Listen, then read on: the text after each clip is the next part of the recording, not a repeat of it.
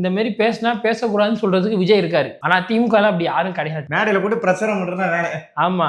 இப்ப ஸ்டாலின் அவர்கள் இப்படிலாம் பேசாதீங்கப்பா, தப்பா பேசாதீங்க, இது தவறுனா அவன் திருப்பி கேட்பான், தலைவர் அப்ப நீங்க மட்டும் பேசுனீங்களே. அவளும் நோக்கினால் அண்ணலும் நோக்கினால் என்பதை போல அதைத்தான் சொன்னேன். ஆக பிஜேபிக்கும் அதிமுகவுக்கும் தொடர்பு இருக்கிறது, அதுவும் கள்ள தொடர்பு இருக்கிறது. அதனால இவர் எதுவும் கேட்க மாட்டாங்க. அது மீட்டிங் முடிச்சுட்டு ஒருத்தர் கேட்கறாங்க, தலைவர் இந்த மீட்டிங்ல வந்து கெட்டா ரொம்ப கம்மியா இருக்கு கேட்கறான். தலைவரே, போன வாரம் நம்ம தொகுதியில் நடந்த மீட்டிங்ல கெட்டவர்கள் கொஞ்சம் கம்மியா இருக்குது, அது என்னன்னு சொல்லி பேச்சாளர்கள் கொஞ்சம் ஒண்ணுல பார்த்தேன் சொல்லுங்க. அனுப்பிச்சு விட்டுறேன். ஆமா, ஃபில் பண்றாரு.